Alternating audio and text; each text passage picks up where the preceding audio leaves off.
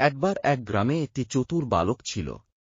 সে সব সময় নতুন নতুন কৌশল বের করে গ্রামের বড়দের ঠকানোর চেষ্টা করত। একদিন সে ভাবল, গ্রামে একটা জোক খেলবে। সে গিয়ে বলল, গ্রামের বাইরে একটা বিশাল বড় মেছো বাঘ এসেছে, সবাইকে সাবধান থাকতে হবে। গ্রামবাসীরা খুব চিন্তিত হয়ে গেল।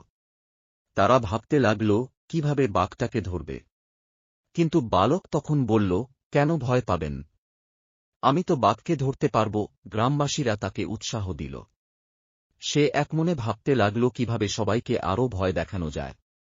ফিরে এসে সে বলল, বাঘ তো খুব ভয়ঙ্কর, কিন্তু আমি তার কাছে যাব। এবং একটা বড় লাঠি নিয়ে বের হল। গ্রামবাসীরা তার পিছনে গেল। বালক বাঘের খোঁজে বের হয়ে গেল, কিন্তু কিছুক্ষণ পর সে চিৎকার করে বলল, বাঘ, বাঘ। গ্রামবাসীরা দৌড়ে গিয়ে দেখল, সে আসলে একটা মেষকে দেখিয়ে ভয় দেখাচ্ছে,